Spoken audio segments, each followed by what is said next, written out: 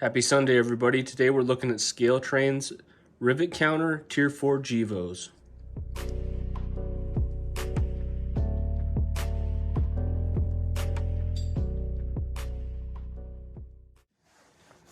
All right, got a bit of a long review on these. There's quite a bit to go over. They're pretty outstanding models, so we got a lot to look at. But before we get started, these are strictly the DCC ready, DCC equipped models, and I do have several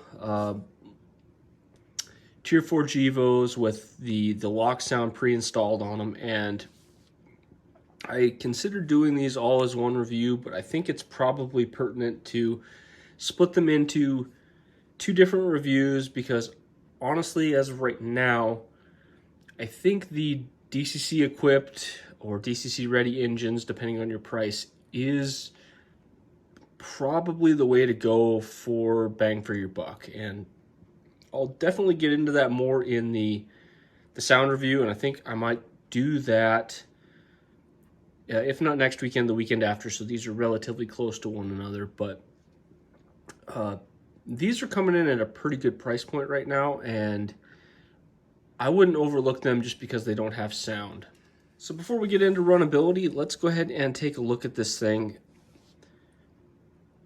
You gotta have a demonstrator of some sort on your layout. They always come with interesting paint jobs, and they're always really flashy, and I now have a few of them, and I came across this on eBay. It was a relatively good price, and I decided that it just needed to be part of my my roster. So this is the 2015 demo unit from GE, and I gotta say, Scale Trains did an amazing job with this engine, as well as the 2022 one. When we get to it, it's got some interesting features that we can go over, but again, couple reviews in the future. But on these Rivet Counter locomotives, they really are next level detail. And let's just zoom into the front of this thing and take a look at some of the awesome workmanship that they've done on these cab units. So getting up front here, keep in mind that unlike the operator class, all of the separately applied detail is already installed and good to go, so none of that you have to do yourself. One thing that I dislike about all Scale Trains is the coupler they use. I'm just not a fan of them. They function pretty well. It's just the exposed spring, I just keep losing them, and I ended up buying some more the other day, and they're difficult to replace, and I just hate the exposed spring on those. But realize there's not much you can do, but I would really wish that you could get these with, say, a Microtrains pre-installed when you order them. MU hoses, snow plow, all separately applied. The coupler lock, just excellent detail. It's all properly painted. It's in the proper position. It looks really nice. Handrails are nice and thin on this. The grabs all the way around are really thin and nicely applied. I have made the comment that they almost look like they stick out too far. I don't know if that's the case. They all kind of seem like they jut out just a little bit, but it's kind of the product of the scale. Some things are just going to be slightly off, but boy, I mean, all of it, all the hand grabs on here, just super crisp and nice. The ones above, you can also see in-cab detail on these. There's seats and whatnot. Windows are nice and clear. Shades are strong and separately applied. There's grab handles up top here. Number boards are always lit. You can't quite see it in the camera here. Try to pull it up a little bit. Horns up top there.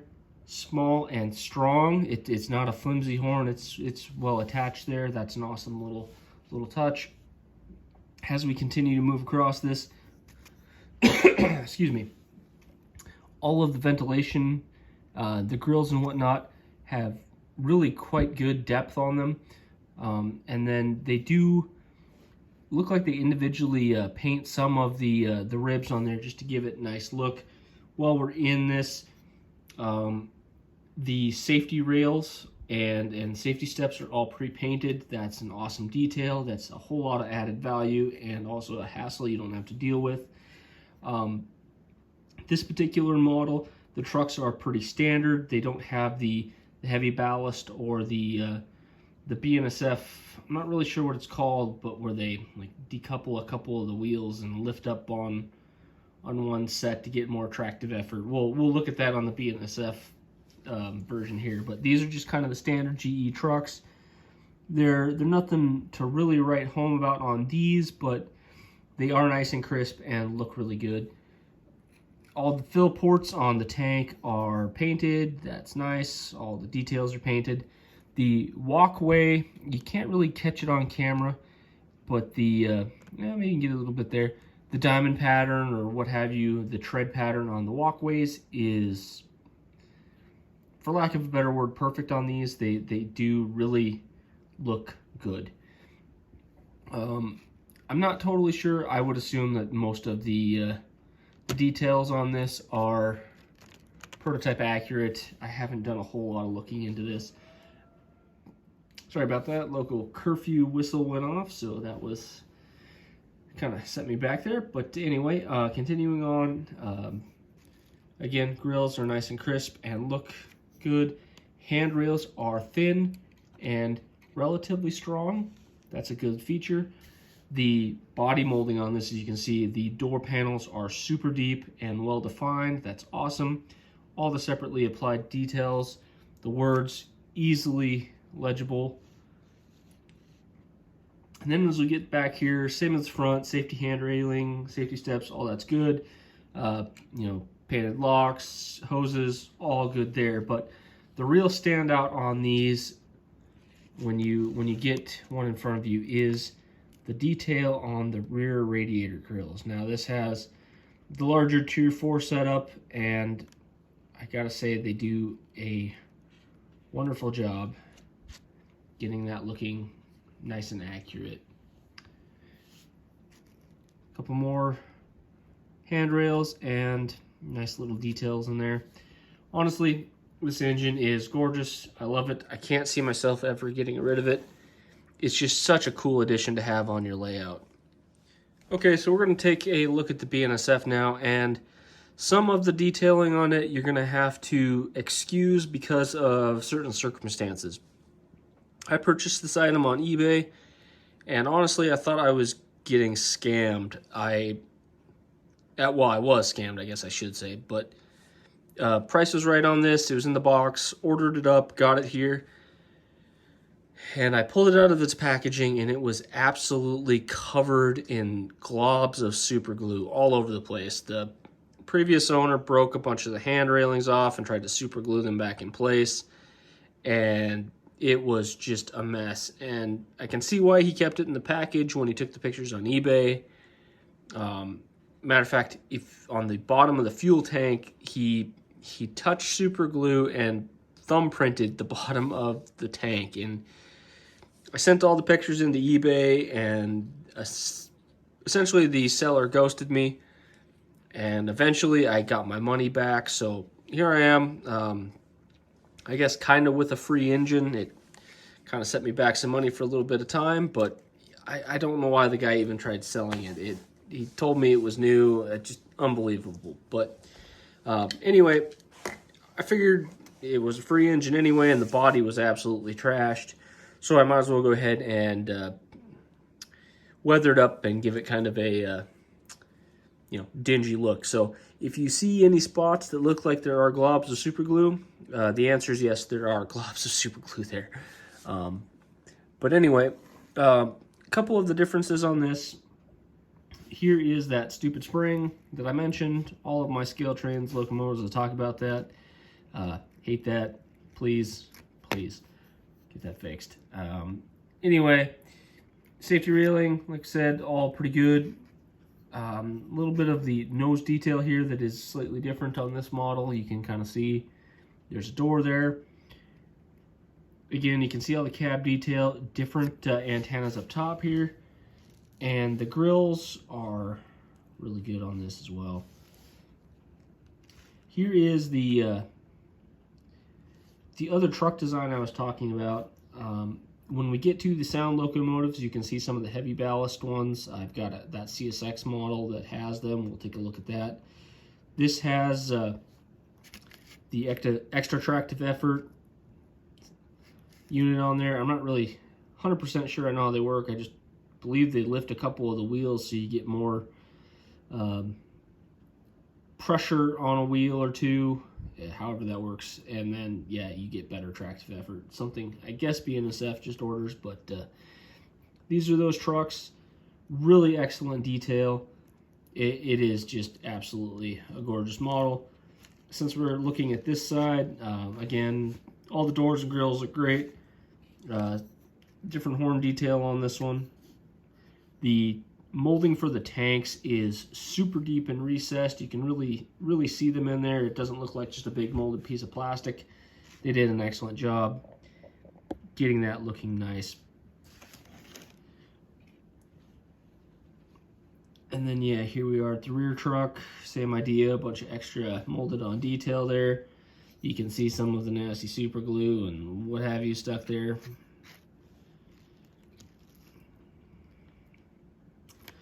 So yeah, these rivet counter locomotives are absolutely gorgeous. Best in the industry for detail by far, and Scale Trains, good on you. You did an awesome job with these things. So let's talk about the usability and reliability of these engines. Both of these came DCC pre-equipped. You can get them DCC ready. It's pretty simple. I went over that in my Operator-9 review. Easy. I believe they're a Next 18 connector decoder. They pop right in there. They work flawlessly as long as the decoder's good. I've been getting more ESU decoders on my layout, and I've had a couple of problems here and there, but for the most part, they're pretty reliable. These engines with DCC installed from factory, I've had zero issues with. They on my Digitrax layout, as well as I'm running a ESU command station now. I'm running into the stock setup for the start voltages tend to be a little bit low, and they tend to stutter a little bit, and I generally bump my 2CV up to about 8 to 10, and that generally takes out all of the slow speed stutters. I was worried that I was burning out some decoders, so I am running a little bit lower voltage on my system than some people might. I am right at 15 volts, and I think people tend to be up in 15 and a half, 16 volts, so that might be some of that, so results may vary there, but just something to note that I have had to bump my CV2 up just a little bit for better reliability. Also, I generally set all of my Scale Trains locomotives momentum to 20. It gives them a nice slow start, and it also helps with that 10 start voltage on CV2. Can make it a little less jerky, but makes it nice and smooth going into your first speed step. I also, with these, you have to make sure that you turn off especially when you're running these engines with a sound locomotive. A lot of the Scale Train sound locomotives have like a spool up. I believe it's CV208. I might be wrong on that, but where the engine has to spool up the throttle a little bit on the sound before they'll start to move. I generally have to turn that off when running with these. These are instantaneous. However, when coupled up with them and the sound locomotives with CV208 disabled, the momentums on these tend to match the momentums on the sound locomotives. So it could be a standardized number. Whatever you determine is decent for you, it can jump between all locomotives. So that's nice. At least with the ones with the DCC pre-installed from the factory, most of your settings are exactly the same between your sound locomotives and your DCC locomotives. So Once you get them speed matched to other engines on your layout, you can basically copy and paste settings all the way across, and they all function really well together. Once you get the slow speed situation figured out and your momentum set up, I gotta say they do run super smooth. They don't have pickup problems. Relatively dirty track is not a problem. You get into some really dirty track and you can get a little bit of stuttering. More on that in the sound locomotives review, but these are pretty much bulletproof. You don't get any sound stutters, so that makes it harder to notice. For the most part, when coupled to other Scale Trains engines, their couplers stay hooked up pretty well. To any engine with microtrains or Kato couplers, they stay connected really well.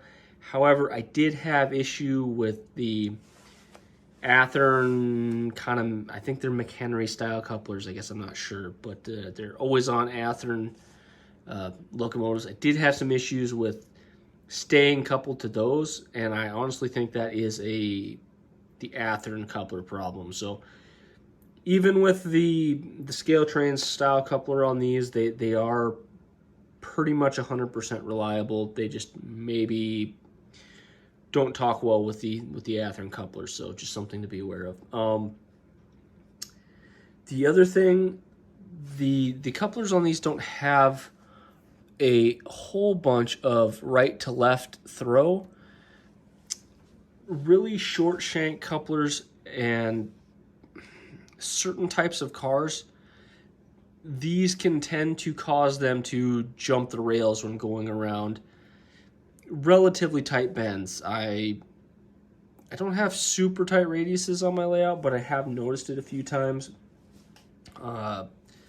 For the most part, they're okay, but be aware that they do swing the coupler out a little bit. So I want to say short tank cars were something that I was having issues with, and then also my 2-bay microtrains grain cars. They definitely they were having troubles too. Where that first car in the train, as you're going around, it would tend to jump the first wheel. So obviously that can be fixed with running, body mount couplers. If you're into that, I don't like spending the extra money to do that. I don't think it's necessary. I've had such good luck running truck mount couplers on other things, and they run flawlessly. They should be able to run on most everything else. So something to be aware of. The shorter cars with relatively short coupler throw, these can be an issue, but really in most cases that's not a big deal. These are not switching engines. You're not going to be doing a bunch of yard work with them. They are for running on the main, which is what I primarily use with them. And if I'm having an issue, I just kind of say the heck with it, and I put a longer car in the first position, or one of those excellent microtrains, 60-foot box cars. Those work as perfect buffers for the rest of your consists. So it's just something finicky to be aware of, but honestly, it's kind of a small price to pay for the precision that you get with these.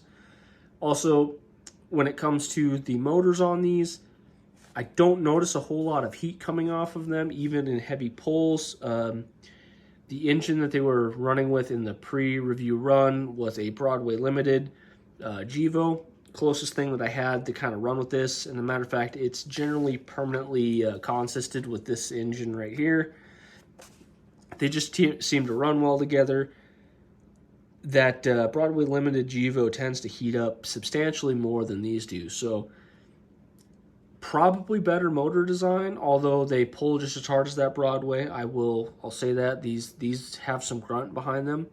However, they do it probably a little bit quieter. They really are quiet, smooth running engines, and anybody who's watched my channel for any period of time knows that that is a huge deal breaker for me, is if the engine is loud and you have gear train noise, and these absolutely don't have any of that. They're super smooth, super quiet, and to date I have a bunch of these now. I think I have 5 2 DC C and 3 with sound. I have had to do zero maintenance on any of them, including this one that I don't know what happened to it. It could be well used or not. So the only thing that I would maybe consider is occasionally my sound locomotives have a little bit of a cutout, and they can use a little bit of an Atlas Conducta lube on the pickup to the wheels. So I guess that is the only maintenance I've had to do. So grain of salt there. Haven't had to do it on these DCC models, but the sound ones I have. So awesome for that. No maintenance is great. Relatively easy to maintain. There is access to the lower gears down here. And to be quite honest, I haven't had to get into them to do any maintenance, so I can't tell you how easy they are to service. So when that day comes, maybe I'll go over it. But so far, Scale Trans, rock on. You guys are doing a great job. Before we move on to the value proposition of these, I totally forgot to go over the lights. So let's quickly just look at these. The ditch lights are much brighter than your average, not quite to Cato with TCS involved, but they are a separate function, so you got to give a little leeway there. Twice as bright as, say, the Broadway Gevo that these were running with in the pre-review run. So rock on, Scale Trans, appreciate that. But the real star of the show is the headlight on this. So if you're looking, go ahead and pay attention to the headlight here. We're going to switch it to reverse. And you can see that the headlight slowly dims and shuts down. Let's go ahead and turn on. And you can see it goes from dim to bright. And there's no stutter on camera. It's just a nice, quick come up to full brightness. And I got to say that Scale Trans did an awesome job with that. That's a really nice feature. It really looks scale. Not a deal breaker not having it or anything, but man, is it cool when you can see that. So let's go ahead and talk about the value proposition on these. It's now the hard part of any review, but especially hard in this review, because one thing about Scale Trans is you basically have to pre-order their product to get what you want.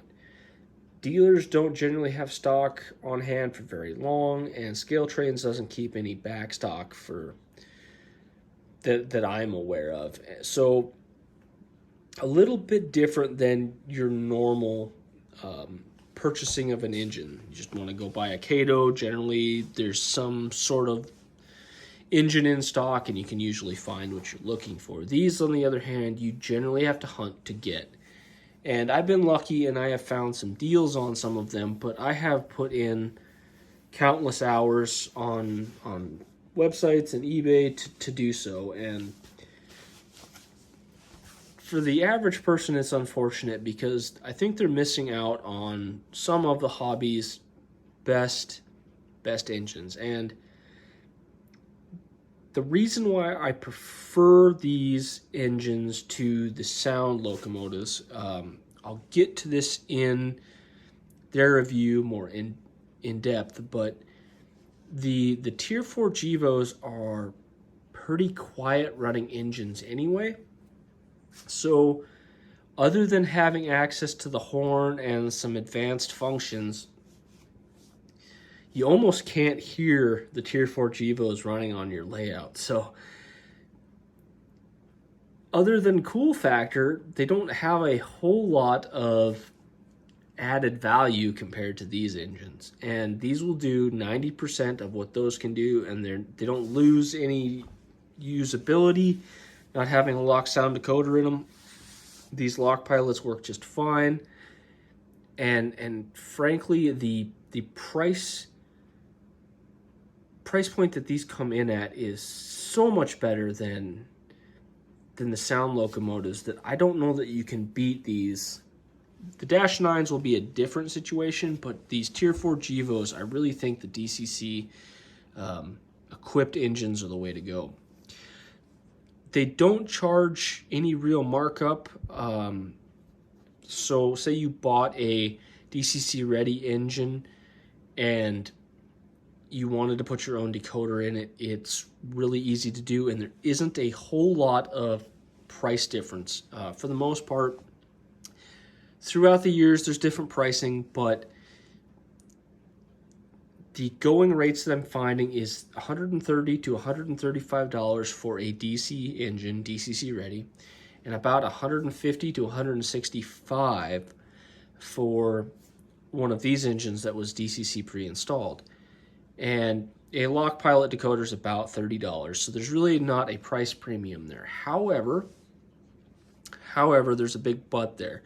A lock programmer is about $150 right now, and they're hard to come by. There ain't a whole lot of them out there, and if you don't have one, getting the extra functions to work, like the standalone ditch lights on these, or the light where it turns on slowly, is so incredibly difficult that you're probably just not going to get it to work. And that is my one downside to ESU right now, is that you are so limited by not having a lock programmer. And if the price was substantially better on them, it'd be one thing, but you're essentially paying the price of a complete engine, something that you can enjoy and use, to just be able to program your engine. So that is something that you have to keep in mind when you're looking at anything that might come with a lock sound or lock pilot decoder, that the ability to add the extra functions can be difficult, and it can be done to some extent with JMRI, but it's also very time consuming and kind of difficult to figure out. So something that you need to think about when you're determining the value of these. Now, a DCC sound equipped locomotive is in the $250 range pretty much all the time. Unless you pre-order it from them, you're kind of in that $230 to $250 range anyway. So kind of going prices, just take it for what it is. Prices on eBay are just what they are now. And if you can get in on a pre-order, great, and you're fine waiting. Otherwise, finding them on eBay, they do come up occasionally for that $150 price point. And at that price point, there is nothing else that competes with these. Just on the looks alone, they are next level. They take Kato at 110 to the 120 and just surpass it. They take the operator series that we talked about, those Dash 9s from Scale Trains, take everything they have and add more. For an extra $25 to $30, you get your DCC pre-installed, all of the difficult things done. And I mean, the handrails and stuff on this, it would be so difficult to add all that extra work on these. For that kind of dollar, it is an absolute no-brainer, just saving that extra $30 and picking up these in the Rivet Counter series. I realize that they don't make these in the operator class yet, but honestly, I do think they're coming out pretty soon. I believe the next run might have some operator versions of these, but I don't know if I'd mess with them. These things are absolutely worth their weight in gold. They deserve that price point. I think that's an excellent place to be in the market. I just wish Scale Trains had more of them, because they are some of the nicest looking, best running locomotives on my layout. Anyway, don't have much else to say about these. They're just straight up awesome. I do actually think I have a locomotive I want to do between this and the sound locomotives, so I'm going to go ahead and go for that next week, and the following week we will look at the sound locomotives on these. So anyway, everybody, thanks for stopping by. You're not going to go wrong buying one of these. Hunt to find one. You're going to love it on your layout. I'll see you on Monday. We are going to get started on our 500 subscriber project. I got some wood cut, and we are going to start putting things together. So I will see you then. Alrighty, bye now.